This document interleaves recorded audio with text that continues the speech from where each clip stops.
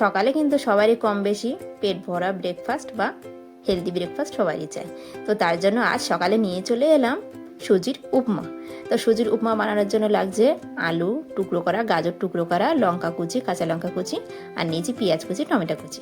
কড়াইয়ে সাদা তেল গরম করে দিয়ে দেবো একটা লঙ্কা কুচি, গাজর কুচি, আলুর টুকরোগুলো, আর একটু নুন আর হলুদ গুঁড়ো দিয়ে নাড়াচাড়া করে দিয়ে দেবো কাঁচা পেঁয়াজ টুকরো, লঙ্কা কুচি আর টমেটো কুচি দিয়ে নাড়াচাড়া করে এখানে 2 কাপ সুজি আমি দিয়ে দেবো।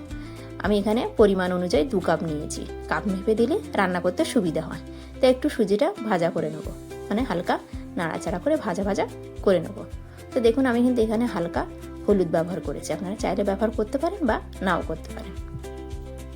তো ভাজা ভাজা হয়ে এলে এখানে আমি 4 কাপ কিন্তু জল দেবো। 2 কাপ সুজি নিয়েছি, এখানে 4 কাপ জল দিচ্ছি।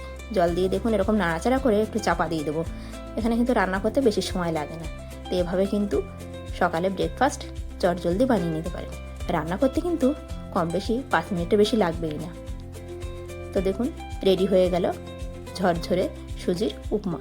তো রেসিপিটি ভালো লাগলে একটা লাইক আর কমেন্ট করবেন, কেমন হয়েছে কিন্তু জানাতে ভুলবেন না। তো দেখুন রেডি হয়ে গেল, ঝরঝরে হয়েছে। তো এভাবে কিন্তু মেপে রান্না করলে ঝরঝরে হবে, জল কমও না বেশিও না। দেখুন সুজিটা কিন্তু পারফেক্ট সেদ্ধ হয়েছে।